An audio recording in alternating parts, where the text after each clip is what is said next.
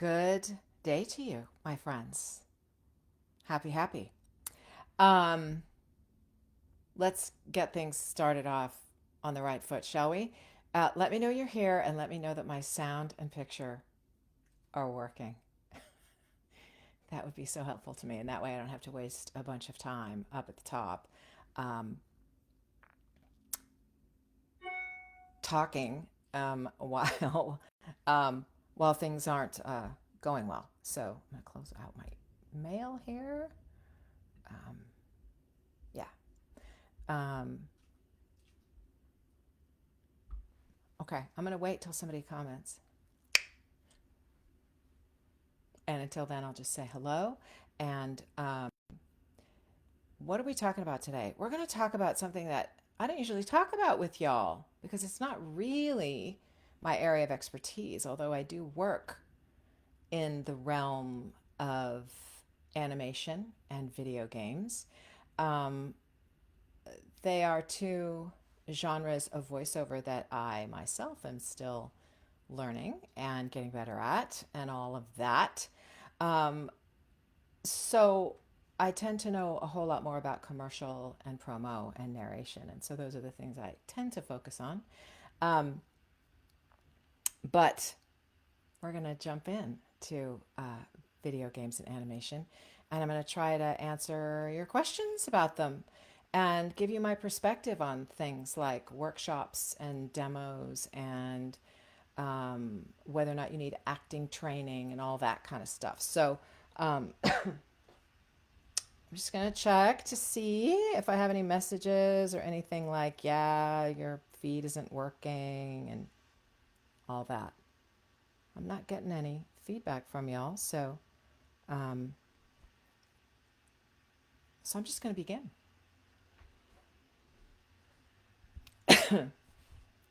Hi, Yvonne. How's my sound? Is it working? Sound and picture? Are they good? I'm going to wait to hear from the expert. Oh, I think it's really windy outside. Ooh, it's like super windy. Um, I'm good. Okay. Hi, Stephen George. Thank you so much. I really appreciate it. Um, okay, everything sounds good. Thank you, Genevieve. Look at y'all showing up, popping in. Okay, perfect. So we're talking about video games and animation, and again, topic, not topics that I consider myself an expert about, but I do work in them, and so I will share what I know. Um, so I've had questions before, um, and actually John Gardner posted this in the feed the other day, about whether or not one needs acting lessons or to have a background in acting to do animation. And the short answer is no, you don't have to, but it certainly helps. And but it doesn't mean that you had to have majored in acting or that you were once a professional actor or anything like that. Most um, most animation and video game classes incorporate acting techniques into them. And so, what you do need, I think, is training. And with that training, you're also going to get an orientation into what those genres are about, what they require of your voice, what they require of you, all of that. So, training, getting training, I do think is essential. So, let me tell you about my little journey through video games and animation. I do have a background in acting, but it had been a very, very long time since I was engaged in any of it, like 20 some years, 25 years or so. Hello, John. Um, and so I think I always had a little bit of that acting stuff kind of percolating in the background. Like I was familiar with characters and, sort of what to look for in the text and stuff like that. But as you know, those of you who've heard my story over and over and over again, um, I when I was first entering the realm of animation, I got some feedback that my auditions were not connected, right? Which is an acting term, right? And what that means when someone perceives you as not being connected, what it really means is It sounds like you're talking into a vacuum. Like you're not really talking to a person. There's no real relationship there. I don't believe you. That's what you're not connected really means. I don't believe you. So when I first got that feedback, I thought, wow, I need to go back to acting school. And I did. And um, and then shortly thereafter, like 3 months in, I started booking some video games. And I think what I just needed was to kind of get the juices flowing and reorient myself toward more of an acting perspective rather than a voice perspective. And that I think is the temptation with video games and animation. If we don't have an acting background, we tend to think of creating voices. And that I think is a big mistake. What we need to do is think of creating characters that live, and live and breathe and come from the inside of us. And the voice is just it's the means by which words come out, but we're not creating voices, we're creating characters. And so I recommend this to you. When I first was starting to take some animation workshops, I was a little nervous. And I shouldn't even say a little nervous. I was a lot nervous. I was really kind of terrified, actually. And there were several times where I had signed up for a 1 day workshop with a particular casting director here or there. And I would get to it and I'd be like, wow, I'm too afraid to go. I'm too afraid to go. And I feel like I'm going to make a fool of myself and I don't know what I'm doing. And everybody will expect something of me because I've been in voiceover for so long. And I would, sort of frantically look for someone to take my class, take the space in the class. And then eventually I sort of came face to face with that and I checked out my dear and good longtime friend Pat Fraley, and he happened to have a study at home animation course. And I thought, well, I could start there. And that's what I did. I ordered his course. I can't remember how much it is. It was a long time ago, 10 or 12 years ago now. But I ordered that course and I did the work from home by myself. And I would send, as the program is designed this way, but I would send the work that I did to Pat for evaluation, right? And then he would send back feedback. And what that did was it gave me a starting point. He has a technique, or a process, I should say. It's not so much a technique as it is a process for beginning to cultivate and form a character. And so, honestly, if you don't have an acting background and you are a little bit nervous, or you're not, or you don't live in a city where you can go and just hop into a in-person class, I really recommend that course. It's not complicated. There's no pressure to it. Um, and it gives you these really great foundational tools to create a character and to create kind of, if I remember correctly, to create like 5 sort of core characters that live in you, from which all other characters can be molded and shaped into something else by way of nuance, right? Um, so so I highly recommend that. Pat Fraley. I think I'll have to find out because I know I just sent him an email. So I'll have to find out where his website lives. And it might just be patfraley.com. I don't know. Pat Fraley teaches. I'm not sure. But if you Google Pat or Pat or Patrick Fraley, you will find him. And if he still has it, I recommend it. And then from there, I started taking workshops, with casting directors. I just kind of finally bit the bullet and faced my fear and realized, the things that I now say to you is that failure is a part of the learning curve, and that we really have to be willing to fail. And so I faced that myself and was like, all right, I'm going to go and I'm going to be ridiculous. And over time, that, again, as I've said before, it took me four years of doing a lot of animation auditions before I ever booked a small role. And then they just kind of started rolling in. And I I have some good characters to my name. Not a lot. Not, you know, not con worthy by any stretch, but I have a number of them, and mostly I am kind of making my little mark as a utility player. You know, that particularly with DreamWorks, because they were building their animation library, if you will, and they just got to trust me and trust that I could come in and do a little role, and so now that sometimes they just call me and say, "Do you want to do this role?" And it's kind of great. But that's after 10 years, you know. And again, I don't make my living from video games and animation. It's a piece of it. It's a little piece of it, but I do think the upshot of all that information is getting coaching is essential.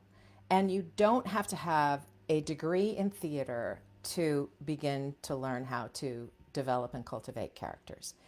So I hope that answers, that was your question, John. So I hope that answers your question.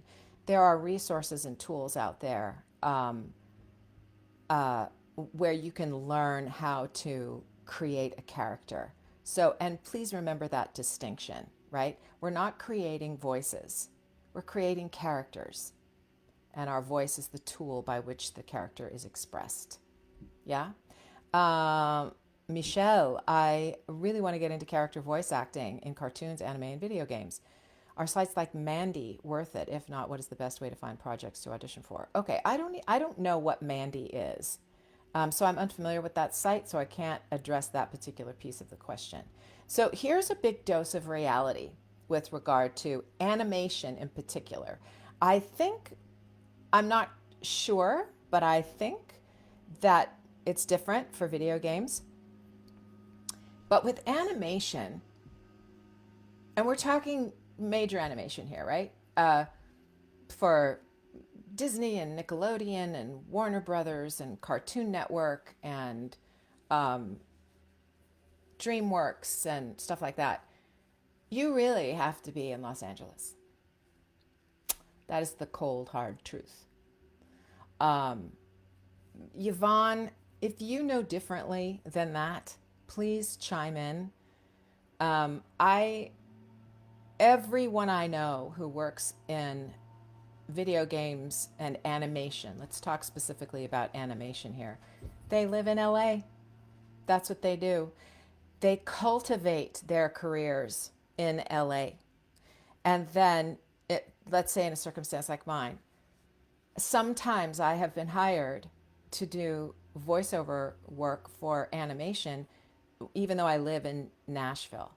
Um, but that's because I already developed a relationship with the people and studios in Los Angeles. So that's why they're willing to work with me remotely. We've gone through the protocols of testing my gear, making sure my booth sounds good, like all the things. But it's still not prevalent that people begin their animation careers outside of Los Angeles.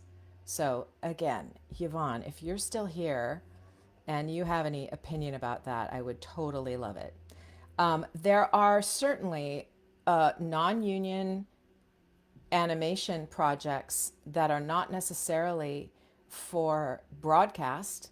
You know, people do animated things, all kinds of animated projects. And I would imagine that those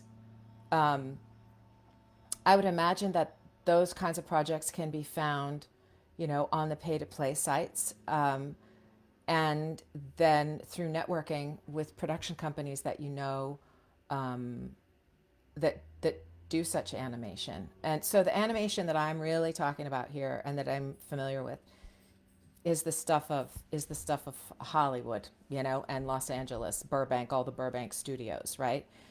So that's my sensibility. Um, okay, Yvonne, yes, has corroborated my experience as well, saying my experience is that animation is very LA based, particularly the higher end projects. Yes, and I think Disney and Warner Brothers and Nickelodeon and Cartoon Network and DreamWorks, those are all the high end. That's the high end stuff that ends up on the air, on broadcast television and stuff. Um, I think it's a little bit different with video games. I think that there are a lot of independent video game production houses that will use people from all over the country. Um, how you find those jobs, that's a challenge, right? I think that wherever you can connect yourself to agency representation that gets those kinds of auditions is fantastic. Regional agents very often have them. Um, and I know that's a whole nother topic in and of itself, but voiceover is a series of hurdles that you gotta jump over to get to the next hurdle, to get to the next hurdle, to get to the thing that you're after. Um, Yvonne says again, some of my actor friends do things like e-learning animation remotely. Yes, but the big union stuff is done in LA, and that the studios generally prefer that you be. Yes, that's exactly right. So I think I'm a little bit of an anomaly, and it's just because I've worked with particular people and we've already established that relationship. Um, so let's talk about. I want to talk about video game and animation demos because I know some of you have them and you're pursuing that and you want to make those demos as well. And I have listened to a lot of them lately, which has been kind of an education for me. Um, and what I hear a lot of is troubling, um, because people's video game demos and their animation demos are virtually indistinguishable. And that is a bummer. That's redundancy. So, the things that I have come to kind of preach a little bit, and I don't know that take my word with a grain of salt. I don't know everything. I only know what I know, and I only know what rings true to me. So, you may find other opinions about this. And then it will be up to you to put that through your own filter about what works in your voiceover life. I think that animation demos need to be very distinct from video game demos. And I think that animation demos should be humorous, stem to stern. Everything should be funny. It should be quick moving, um, lively production, um, really distinct characters, and there's humor everywhere. And I think that video games ought to be serious and drama focused so that I can make the distinction when I'm listening and I hear that this thing is funny and animated and this thing over here is serious and dramatic. And you can say to me, yeah, but sometimes there are funny video games. That is true. Sometimes there are serious animated projects. That is true. And so, but customarily, animation is thought of as being humorous, and video games are thought to be dramatic. And so, if an animation producer or casting director wants to hear something dramatic, they'll just listen to your video game demo, right? Like, and if and if and if a video game company has a funny project that they're doing, they're going to listen to your animation demo. So give them two distinct things that they can draw from instead of, it's like instead of having to weed through both of them to find what it is that they're looking for. So both animation and video games are character driven, right? And so when you start to sort of cross pollinate, if you will, it just gets mushy. And you end up having two demos that kind of sound the same. And the production values aren't that distinct. And so then I listen to them and I go, oh, I kind of don't care, and So that's really like my biggest piece of advice about an overarching advice about demos. Um, and the other thing is that a video game demo has to have some really specific things on it, right? If you don't have efforts on your video game demo, you're cutting yourself off from a really huge part of video games. You ought to be in some section of it, um, whether it's interspersed in the individual clips or whether there's just stuff at the end. You ought to be taking hits, throwing punches, falling off a cliff. Here, Michelle, this is what I mean. So efforts are the things that are sounds like there's so much combat in video games, and even I mean there are combat realistic video game dramas, and then there's sort of fantasy oriented stuff, which is more sort of Shakespearean, if you will. But even in both of those types of video games, you're either slaying a dragon or you're in a firefight, or you're in a foxhole. You're like you're taking hits and you're getting stabbed and you're being shot and you're dying 1,000 deaths. And so those sounds that you make, like huh, like those kinds of things, those are efforts. Okay, so you got to have efforts in your video game demo. You gotta. They need to know that your voice can handle those kinds of things. Um, so that's number one, right? And then, really, for video games, I gotta say, a lot of people like to throw accents around in video games, and 95% of the people I hear doing accents in video games, I don't believe them. They're bad accents. They are not fully fleshed out accents. And so if you haven't sort of been sanctioned by a native speaker, don't do it. Don't do it. If the accent isn't 100% authentic, if it's not believable, you will turn off the person who's listening to the demo. And it'll just be like, okay, I don't believe them. That's not a real Italian accent. Don't believe them, right? So you have to be careful about that as well. And video game and animation demos, like all other demos, should never be longer than 75, 80 seconds, a minute 15. That's still where it's living, so they can't run too long. Um, Accents for animation demos, they can be exaggerated.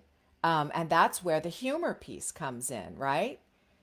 Sometimes I just watched Young Frankenstein the other night, it's such a hilarious movie. Anyway, there's like I forgot all about this German character, but he's talking like this, he has this, but you can't understand a word he's saying, which is hilarious. And so it's this overblown German accent, and the humor is that nobody understands what he's saying. Everybody's like, huh? You know, and he's sort of the leader of the the Nazi faction of the neighborhood.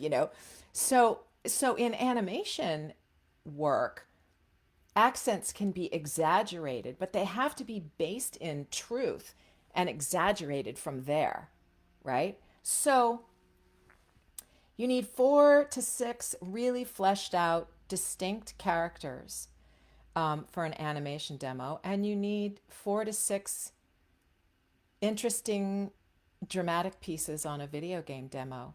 And your video game demo should also incorporate realistic sound effects, right? It can't just be music, right? Dramatic music. There are all kinds of sound effects in real video games and in real animated series. And so you're trying to make things sound as genuine and authentic as possible. So these are things to keep in mind when you are, hiring a demo producer for either of these things. I would probably have my video game and animation demos done by different people so that they don't have the same production values, you know? Um, I'm trying to think. Is there anything else in there? Any other questions? I know I just have your rapt attention, don't I? Um, so uh, it's those are critical things, I think. And obviously, I'm giving you advice about demos, um, and demos are down the path a bit. I mean, you've really got to take the time to take some classes and workshops and really develop characters. Like you got to walk in ready to do your demo with characters that you've already developed. Yeah. And then you would work uh, with whoever is directing um, your demo to find copy that is appropriate to the types of characters that you do and that are right for you and that make sense for you to do. Um, and if you come from a particular part of the country, or a particular part of the world, and you have developed a standard American accent, but you've got a native accent in your back pocket, that's the kind of accent work you want to do. Stuff that's really authentic to who you are, right? Um, but sort of half-assing accents for the sake of making a particular piece on your demo sound a little bit different is not going to cut it. Again, I think you have to pass the native speaker test. So let's see. Any other questions? Um, I do think that you know, as I've experienced, video game and animation work is not easy to get. And here I'll explain a piece of this too about why. Um, it's really competitive work, first of all, but there are also in contract, the SAG-AFTRA contract, a production company can for for the one union rate, get up to 5 characters from one player, all for the same rate. So you know, when you have brilliant animation actors like Tress MacNeille and Gray Delisle, who can pull any voice, any character out of the ether, and and it's funny and believable and different, and you don't recognize their voice in it. You know, if Gray Delisle was working on something and she was doing one main character, but they had 2 other smaller one-line characters to record, why wouldn't they just use Gray to do those characters? Why would they bring in somebody like me, who, sure, I could do it, but they're going to pay me an additional fee, which means additional residuals that's going to come out of the budget? Why would they do that? So it's really hard to break into for a number of reasons, and that is a really big logistical one, right? And I think at some point, I know for myself, the first one that I booked, it was a good audition. I was totally like um, the audition was worthy, right? But so many of our auditions are worthy. Doesn't mean we're going to book the job. So in this case, I there the casting person used to be one of my agents years ago, and she always loved my work, and so she advocated for me, right? And the advocating was, I know Kay Bess, I know her work, I know her work ethic. I think we should bring her in and have her do this.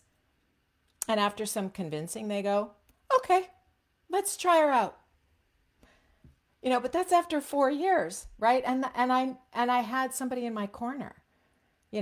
So many things, have to a confluence of circumstances have to happen in order to sort of step in, right? Step into the world.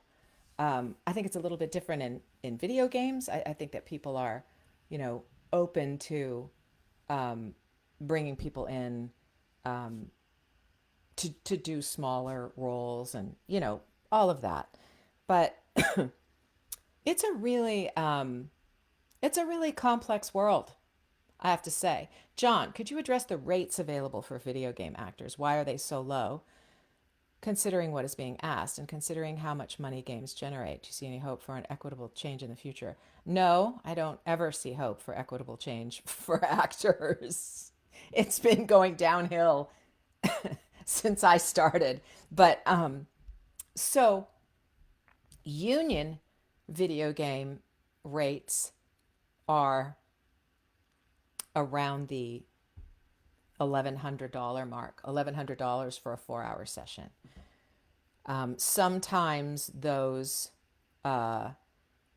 sometimes there's a bonus structure that's in place. Sometimes you don't get residuals. Um, the the the good thing can be that that you do a number of sessions on the game. So I mean, I worked every month for 2.5 years for The Last of Us 2. So it becomes like a regular, is regular income, right? But still, when you consider the income generated by those kinds of games, it's always the production houses that are, that are, I'm sorry, I should say, I don't know if production house is the right term, but it's Nickelodeon that's making the money, on an animated series. And I know we were talking about video games. I'm just trying to say, like, if Warner Brothers produces video games, it's Warner Brothers who's going to see all the profit, not the actor, not the journeyman actor. There are a handful of video game stars, and I do believe that they command better rates. And maybe if one or two of them, if they're savvy, have gotten in on a percentage of the profit of the game. I do believe that that happens, but that's like if you're the Tom Hanks of video games. You know what I'm saying? It's not for common everyday voice actors like you and me. Um, Non-union rates. It's interesting. Non-union rates are, in a certain way, they are commensurate with union rates. If they're paying $250 an hour, well, that's what an $1,100 rate is, because it's a 4 hour session. It's just that you're guaranteed the $1,100, right? Um, but if it's union. And sometimes I see a lot of non-union video game auditions cross my desk that it's $250 an hour and they have a 2 hour minimum. So okay, you might work for half hour and you're still paid $500, but the thing about games is that there is no residual structure in place, and there never will be. It's been established. The precedent has been set, and no amount of striking is going to change that, because there's too big of a pool of non-union voice actors who will do the work, and that's just how it rolls. Did that answer your question, John? I think so. Um,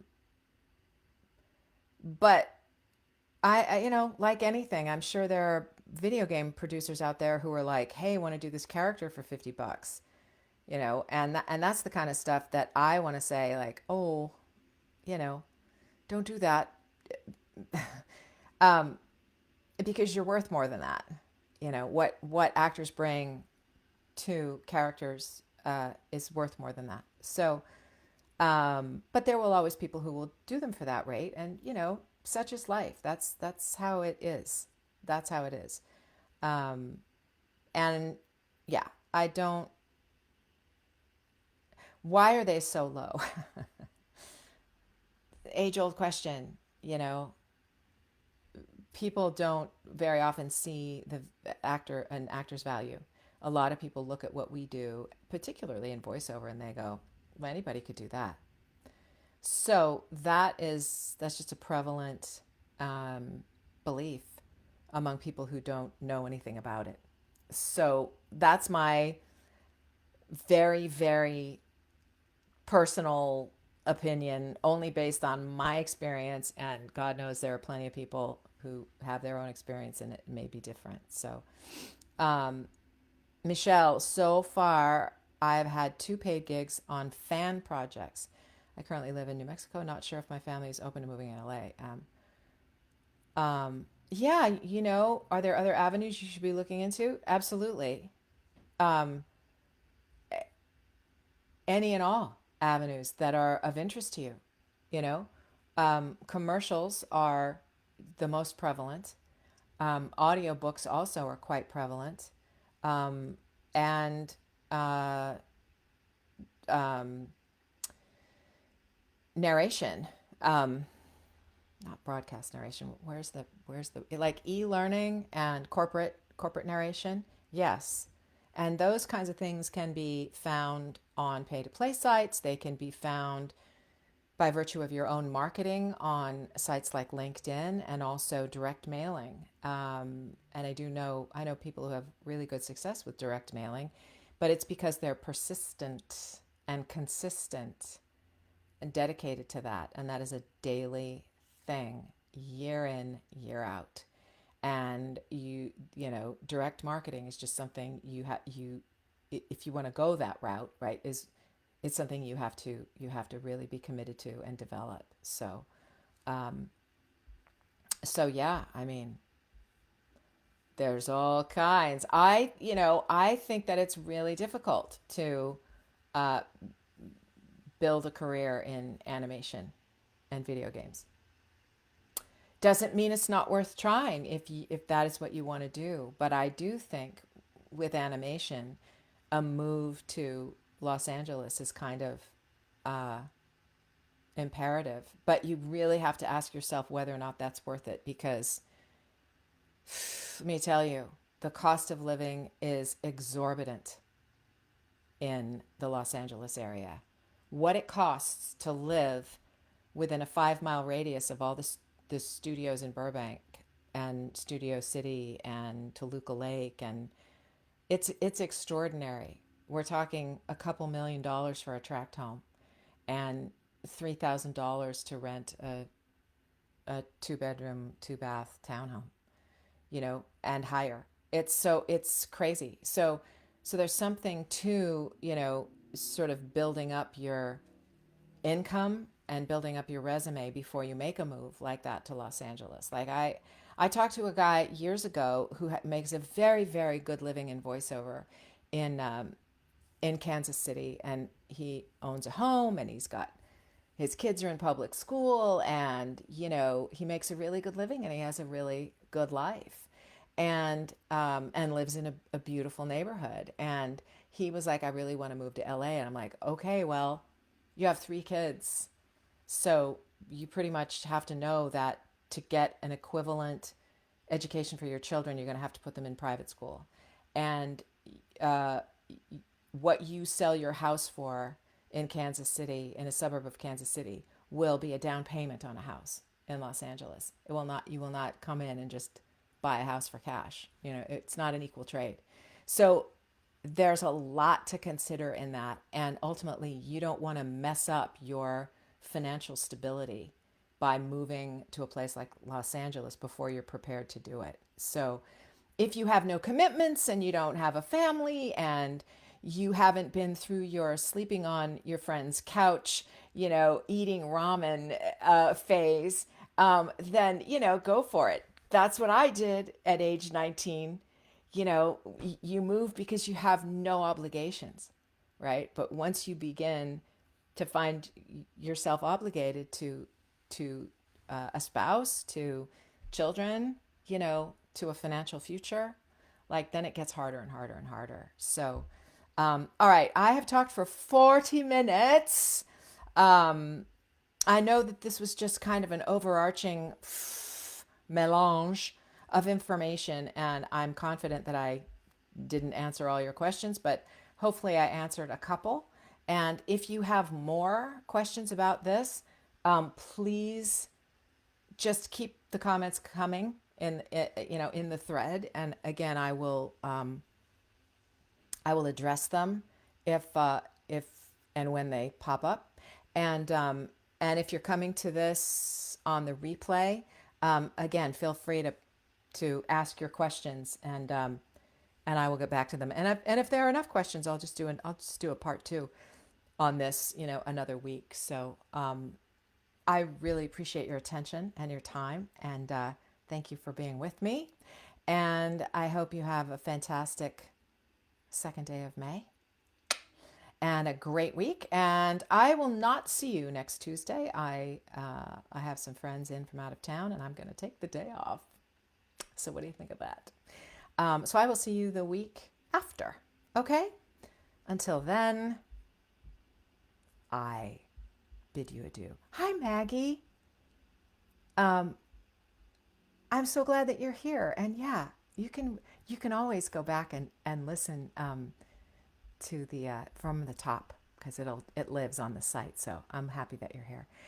Thank you all. Thank you, Michelle. Thank you, Genevieve. Thank you, John, Yvonne. Thank you all so much. And Stephen George. So happy to see your name here. All right, my friends. Talk to you soon.